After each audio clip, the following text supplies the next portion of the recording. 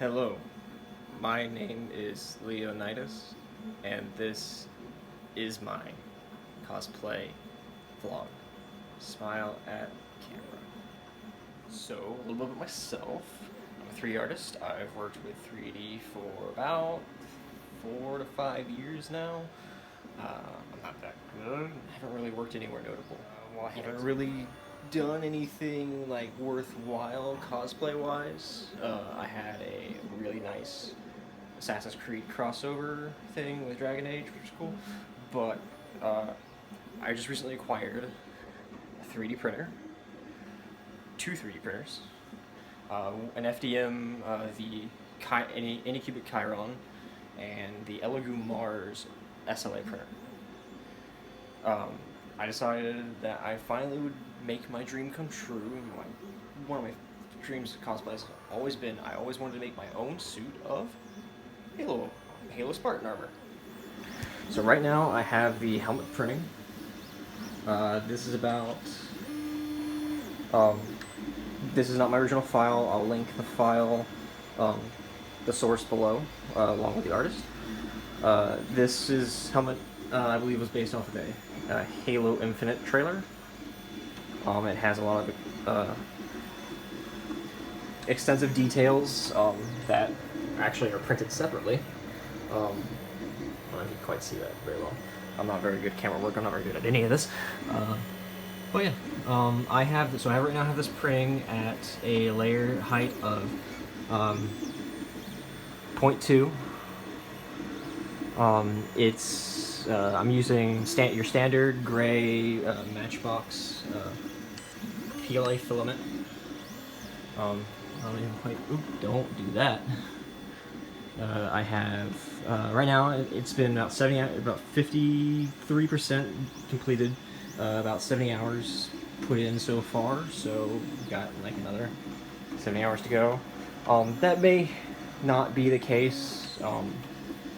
This printer based on my settings, it'll adjust its speed based off of the area. So this could jump up from 62, from 52, sorry, up to like 62 in the course of like 6 hours. So it could right now, because it's printing the largest areas and it's printing some high detailed areas right now. It's getting ready to go into the mouth of the helmet. Once it gets past that, it should start printing more quickly, because then you just get to the large form of the overall cap of the helmet, and that should print relatively quickly, as opposed to the rest of it. This is printed in several pieces. This is the base form, which is the base actual helmet. There is a back plate that goes in here, that goes behind the neck, that is what helps secure it around your head once you put the padding in and everything else. There's also, as I mentioned before, a bunch of tertiary details that are actually printed separately. I'll be printing those on the Elegoo, just because they are high detailed pieces, and I do want the most detail out of the model. And yes, that is a Gur head. So I'm going to be doing this vlog regularly. Keep you guys updated on the progress. Ultimately, this, like I said, this has already taken 70 hours. The projection that I got for the printing should take about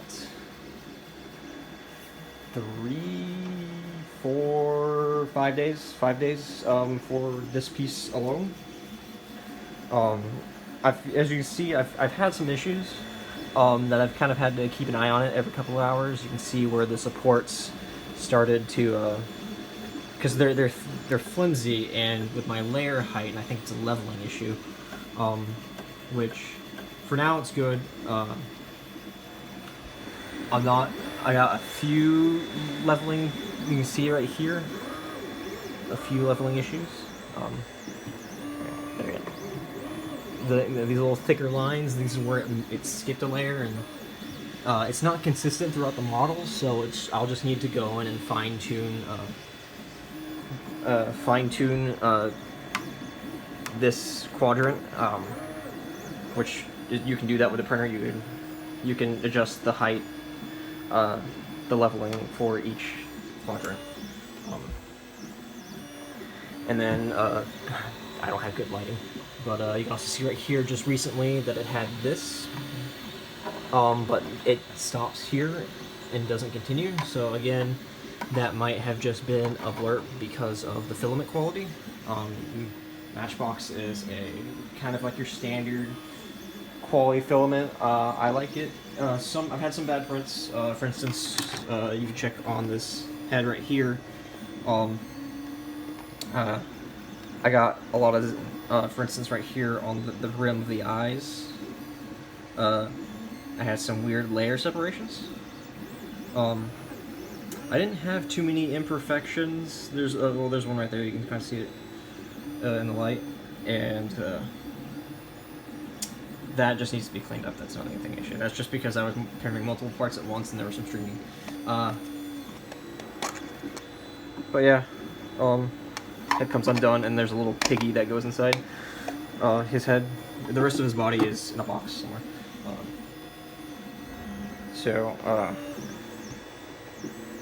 Yeah, I'll be doing these regularly. Keep you guys updated on the progress of the armor. I'll also be including. I'll throw them in the video somewhere, but I'll be using. So this will be the base helmet that I'll be using. Now the armor, I'm going to go with the Halo Wars Spartan 4 armor, which I'm hoping won't look too awkward with the helmet. I'll link the model that I'm using for that, or at least the conversion for it, which was a conversion from, I think, 501st Pepicura file that the artist converted over and made it more manageable for 3D printing. But I'll link to that as well in the description of the video. So I'll be going with that armor. I didn't want to go to the standard like Master Chief Mark 6 armor, or I'd ever like hell no, not Halo 5 armor, but Halo 3 or the Infinite. The Infinite armor looks amazing. Under normal circumstances, I would be creating my own files for this, but just because I'm new to the printing process and my workflow my own modeling workflow is more utilized for creating game meshes and game textures. For instance, when I do hard surface modeling such as this, for details like this on something on my model, I would utilize a geometry float, so I'm not used to having to actually sculpt in all that detail because it was just quicker to use a float. So that's something I'm going to have to relearn myself. For 3D printing, I have a couple files that I've done, game meshes that I've done, that I'm converting their high resolutions back into, converting them for high resolution models for 3D printing. I'm also working on my own custom cosplay models. For right now, my main focus is going to be getting the Spartan armor done, but after that, as you can see, I have this is the Ends of Earth Keyblade. I'm going to be making Terra's cosplay armor. I got this as just kind of like a framework. I was hoping it would be bigger, but it's actually super small. But I'm going to be I'm going to be modeling out and creating the full size, fully detailed Ends of the Earth Keyblade, Terra's Keyblade from Kingdom Hearts. I'm also going to be modeling his armor for cosplay as well. I'm still trying to figure out how I'm going to do the undersuit because it has some details on it. But anyways, a couple things as far as like workarounds, goals that I'm looking at for this armor is main thing is just I want to get it done. It's like dream cosplay. A couple of things that I'm going to be doing outside, like once I put the armor, of course. Honestly, like I was gonna, there's some cleanup to be done, to be sure. Like I'm gonna get like epoxy and fill in like these gaps and these errors, but for the most part, I think I'm not gonna sand this down at all, because once I prime it, that's gonna help diminish some of those details. And because it is supposed to be a metal piece, I feel like, because of the angle that I'm printing at, that these subtle layer lines give it that machined look for when I paint it. That's why I went with such a thin layer height. That's why it's taking so long. I could have went with a 0.3 or even 0.4. I'm using a 4.4 millimeter nozzle. I could have gone with a more. So I'm using a 0.4 nozzle. I could have gone up with a larger size for this print. I could have gone with a 0.8, just for a little bit thicker, a little bit more wall thickness. I'm trying to be careful not to touch the top of it. And I could have printed at a larger layer height. Right now I'm printing at a 0.2, like I said. I could be printing at a 0.3 or even a 0.4. I would have gotten this done a lot faster. Right now this is about, I could have got, with the 0.3 I could have gotten it done in about 3 to 4 days. But I do want that extra fine detail. The thinner layers provide a little bit better adhesion and structure. So I don't know if I mentioned this before, but because I'm bad at editing a video, but I'm going with the Halo Infinite helmet, or at least that's what I'm calling it, because that's what most closely resembles. I don't know if the artist intended to be modeled after Halo Infinite or not, but like I said, I'll include a link down to everything below. I'll also be using the Halo Wars Spartan 4 Mjolnir armor. Personally, it's my favorite armor. Those cutscenes from that game were beautiful. I just love that armor look so much. So I'm gonna go coupling this helmet with that, because I just love the design of this helmet. I love the design of that helmet too, of that helmet too, from that armor, the Spartan 4 armor.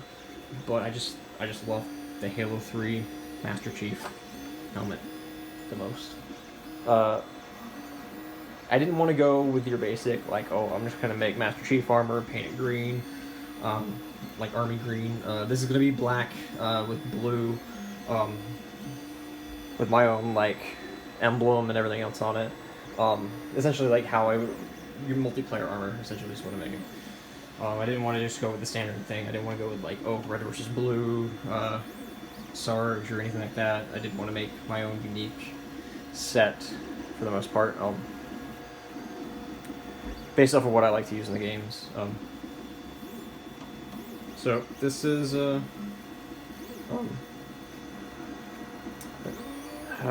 was I? Now the visor. The visor is going to be unique because it's definitely going to be the biggest challenge. So there's this special type of filament you can get on Amazon. It's called Polyclear, and it's a special type of filament. It's your standard. It's like a clear filament, but you can polish it with isotropic alcohol. So you can use isotropic alcohol to polish it and make it almost crystal clear.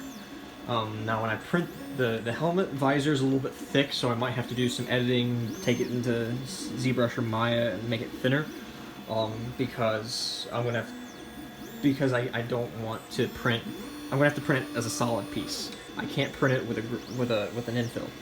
Otherwise, I'll just be seeing infill. You can't polish the infill because it's inside of it. So if I polish, I'll probably have to use a thicker. I'll have to change out the nozzle, so I will use the 0.8 for that. But once I get the visor printed out, I'll use the Polyclear, polish it till it's clear enough to get through, and I'll use the mirror chrome. There's mirror chrome tinting you can get either Amazon or even at Walmart, and what it does is it gives you a chrome-like reflective surface. So that reflects, of course, light, like as if chrome would. But it works kind of like one-way paint, and from inside the helmet. So if I were to spray it on the visor, and then on one side of the visor, I would still be able to see through it from inside the helmet, but you wouldn't be able to see into the helmet. So, I don't know why I looked away from that. So once I do that, and then I'll take to get the orange tinting, I'll just get simple clear window tint, like orange window tint, and then I'll overlay that over the chrome, so I'll still get that reflective. I'll get that reflective orange look from the heavily polarized helmet visor. So I can so yeah, I can make it and keep. So instead of getting like a polarized motorcycle visor, which is what a lot of people do, and cutting it to fit the shape, I can print it because it does have that design, those little indentation, geometrical designs that are in the visor itself that I do want to preserve and keep because that's part of the look. So that way I'll be able to keep those and be able to customize the helmet too, because it does have a little bit of bubble to it, that visor as well, that a motorcycle visor doesn't have. So that's the idea. Hope theoretically it'll work. That will probably be the last thing that I work on because that filament is expensive. Like this is $20. That filament is about like $40-50, and I don't think you get nearly as much of it as this does. So I have to be doubly sure that that's the route that I want to go when I make it. And like I said, it'll be one of the last things I do. The whole armor will take me about probably 2-3 months, assuming that I can afford to keep buying all the filament, because this take a little bit less than 2 kilograms of filament. Like I said, it's already at 53%, and I've still got a little bit of filament to go. I think I can get about 60%, maybe even 70% done on what's left on this roll before I have to switch over and do another. The cool thing about this is that once I can stop and pause the printing whenever I want, so without having to lose my place, so I'm not worried about having to change out filament. There is one thing that, one obstacle that's going to be a main issue, and that is of course the time that it takes to print. I work overnights, so I can watch the model throughout most of the day because I'll be here, and I live close enough that I can come home on my lunch breaks to check on it. But the biggest thing is keeping up on it. As you can see, there's some of the supports did fail as they were printing because they were just too thin and they're too tall to support. So the extruder nozzle just kind of knocks them around. It looks like over the course of this video, it just finished enclosing the helmet. So now everything's made contact. It'll start printing the respirator nose of the helmet, which will be about here because I am printing it at an angle. So it'll be right here. It'll curve from here. It'll curve, and then there'll be the nozzle. And then once that prints up, which will be about to here, then it'll just be printing back here, and then printing up towards the visor, the tip of the visor. Once it gets past the nose, it should start printing relatively quickly. So I should get it done by Tuesday. It's my workflow for 3D modeling because I do it mostly for design for games. So I use a lot of geometry floats. Like for details like this would be a float on the helmet. Like I would use a geometry float here to get this, and then I would normal map it in. I wouldn't really model that in, and that's just kind of the workflow that I've used for a long time. So for 3D modeling, for 3D printing, I'm going to have to reteach myself how to do a lot of things to break some habits. So once everything is, once I start getting to working on Terra's armor, I'll be using my own models, my own original models for that. Speaking of models, you can over here, Grr. You can find. I modeled Grr. This is my own original model. This is one of my attempts at printing my own models. All licensed by Nickelodeon,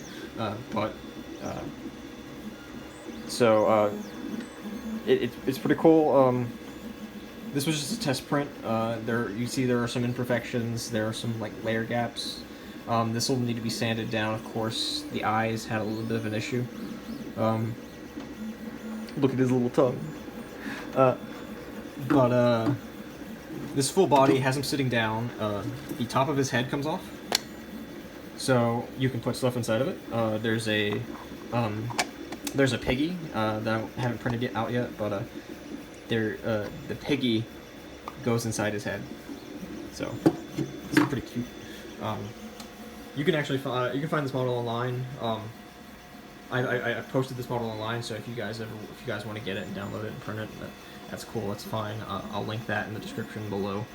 Like I said, this is just this is my first vlog. Hope you guys liked it. If you guys have any feedback, if you 3D printing, if any of you are like veteran or even beginner stuff like 3D printing, and you want to discuss techniques, settings, anything like that, feel free to hit me up in the comments. You can also follow me on Twitter, hell, add me on Facebook, I don't care.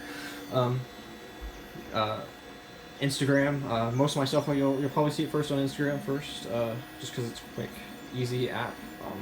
I'm not very active on social media. But I'm changing that with this. So if you guys want to discuss about that, if you have any tips, I can do. Like I said, I did mention I have some bed leveling issues. If any of you have used this printer before and have any advice for getting proper leveling, I did have a little bit of leveling issue on this side towards the back that I thought I worked out. But of course, as you can see with the imperfections on the front, that there may still be a little bit of a leveling issue. With the soap bar, it's perfect. The print's gone off. This one's gone off without a hitch. I had 3 issues. First one, I had a corrupted G-code. It started printing like down here, and then it started printing way up here. So that was a corrupted G-code. Second print was due to a bad leveling issue. The third print, so I spent like 2 hours re-leveling it, and then the third print failed because of bad supports. Because I was using line supports like a bad person. But they're so easy to remove. So I went with a more sturdy support structure for this. And I reoriented the model. So instead of first time I had it sitting on its back facing upwards, so the nose of Visor was facing this way, and this was the opening for the head. And then I tried laying it down, but the laying it down is where I got the contact issues, because there wasn't enough contact, even with the sport, especially with the sports I was using. There wasn't enough contact with the build plate to keep proper adhesion. So this is the third one. So I reoriented. I had a little bit of fear because there was a little bit of a gap down here from when it was printing, and I was worried that it was going to be extending too far, but it made contact with every level of support. I haven't had any issues. That's a little zit. I try to catch these when I can, just so that they don't mess up the layer height. I just kind of put them all away, and I'll clean them up later. So I'm just trying to avoid touching it right now, especially I don't want to get yelled at by you guys who have been printing before and be like, why are you doing that? So I'm going to, it's probably where we're going to end the video. So if you guys have any questions about what I'm doing, about my process, if you guys want to see some of the work that I've done, or anything like that, you guys just discuss anything from like cosplay, games, like 3D modeling and stuff. It doesn't have to be about printing. It doesn't have to be about the armor. I'm more than open to talk about it. Like I said, feel free to comment below. Follow me on Instagram, Twitter, Artstation. Definitely Artstation. I love Artstation. It's the best. Makes me feel bad because there's so many people that are better than me. But it's also, it's a great way. Like, if you want to kick yourself in the ass, like when you're like, if you're feeling, you're in that art slump where you feel like you're not good enough, and you're feeling unmotivated, just spend like 10 minutes on Artstation. Look at all the brilliant, fantastic artists that are there. If that doesn't motivate you in some way, either because it makes you feel worse and you feel like you need to improve, or it inspires you, like whatever, like that is the place to go. So many brilliant artists on there. Like I said, check me out there. I'll have links to everything I talked about below, to the models, to where I got the models, to my social media, and everything else. So, hope you guys enjoyed the video. Like, comment, and subscribe. Because I feel like everyone has to say that in the video, even though it should be a given. Alright, like I said, I'll see you guys on Tuesday, Wednesday, when this is done. So we can check it out. Alright, later.